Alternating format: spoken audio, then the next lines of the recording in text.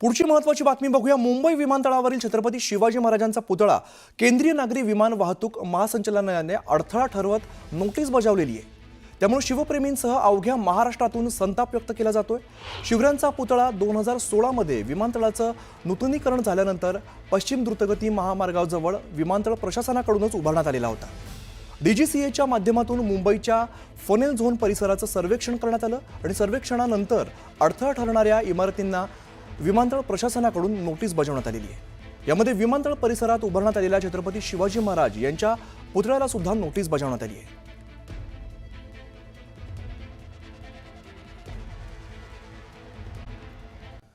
आणि एक महत्त्वाची बातमी समोर येते। मालवणमधील छत्रपती शिवरायांच्या पुतळ्याचं उद्घाटन हे पुढे ढकलण्यात आलेलं आहे। 1 मे रोजी होणारा कार्यक्रम हा पुढे ढकललाय। काही कारणास्तव हा कार्यक्रम पुढे ढकलल्याची माहिती समोर येते। शिवरायांच्या पुतळ्याचं काम 100% पूर्ण झाल्याची माहिती सुद्धा समोर आलेली आहे।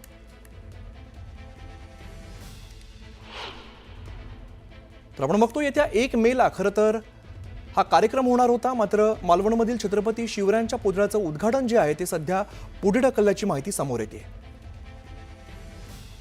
आमचे प्रतिनिधी ज्ञानेश्वर सध्या आपल्या सोबत आहेत। ज्ञानेश्वर, खरं तर 1 मेला कार्यक्रम होणार होता, पण हा पुढे ढकलला जातो, याचं काय कारण समोर आलंय का? मालवण इथल्या राजकोट या ठिकाणी या पुतळ्याची पुनर्उभारणी आहे ती करण्यात आलेली। यापूर्वीचा पुतळा या ठिकाणी कोसळल्यानंतर त्यावरून राजकीय आरोप प्रत्यारोप झाले होते आणि त्यानंतर सरकारने तातडीने या पुतळ्याचं काम हाती घेतलं होतं।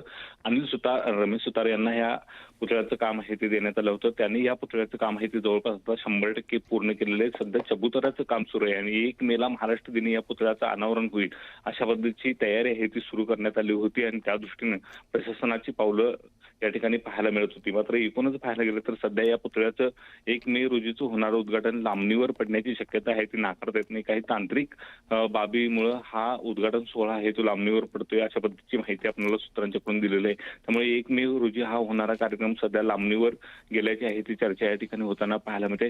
खरं तर या पुतळ्याची एकूणच सगळी तपासणी आहे ती करण्यात आलेली आहे। ऑस्ट्रेलियन कंपनीकडून त्याची चाचणी सुद्धा आहे ती घेण्यात आलेली। समुद्र काठावरती हा पुतळा असल्यामुळे समुद्रामधून वाहणारे खारे वारे त्याच्यामुळे या पुतळ्याला कोणत्याही पद्धतीचा धोका होणार नाही अशा पद्धतीने त्याची रचना आहे ती करण्यात आलेली आहे।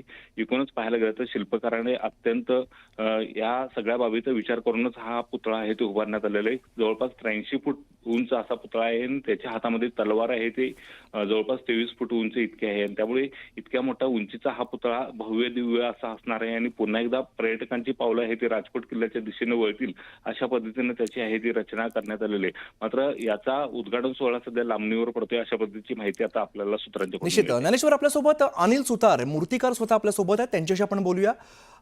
सुतारजी, नेमकं कशा पद्धतीचं काम झालेलं आहे, काम किती पूर्ण झालेलं आहे आणि इथून पुढे कार्यक्रम कधी होऊ शकतो? असं आहे की म्हणजे पुतळा आमचा एकदम तयार झालेला आहे। तर आता त्याच्या खाली जे पेडेस्टल आहे त्याच्यावर दगड लावणं सुरू आहे आणि आता ते पुढच्या आठवड्यामध्ये संपून जाईल आणि त्याच्यानंतर मग आता उद्घाटनाचं अजून काही माहित नाही मला। तर जेव्हा पण ते सांगतील तेव्हा उद्घाटन होईल ते। आपण यावेळेला जशी मूर्ती बनवलेली आहे, काय विशेष काळजी यावेळेला घेण्यात आली आहे? विशेष काळजी म्हणजे असं आहे की समुद्रकाठी असल्यामुळे तिथे जे वारे चालतात, पाऊस पडतो, त्या अनुसार त्याच्यातलं मधलं जे स्टील आहे ते आहे ब्रॉन्झचे जे क्वालिटी आहे ती वेगळी आहे। ते C903 म्हणून ब्रॉन्झ असतं त्याच्यापासून पुतळा तयार केला गेला आहे। जो आपण सरदार पटेलचा स्टॅच्यू जो आपण केला गुजरातमध्ये तो तेव्हा समुद्रकाठी आपण डॉक्टर भीमराव आंबेडकर साहेबांचा पुतळा करतोय मुंबईला, तोही समुद्रकाठी असल्यामुळे। तर C903 म्हणून जे मेटल आहे ब्रॉन्झ ते साधारण 88% कॉपर आहे, 8% टिन आहे आणि 4% झिंक आहे। हे खूप हार्ड ब्रॉन्झ आहे आणि जे हवाचा वेग जो असतो निश्चित। अनिल सुतारजी, धन्यवाद, तुम्ही सविस्तर माहिती दिली त्याबद्दल।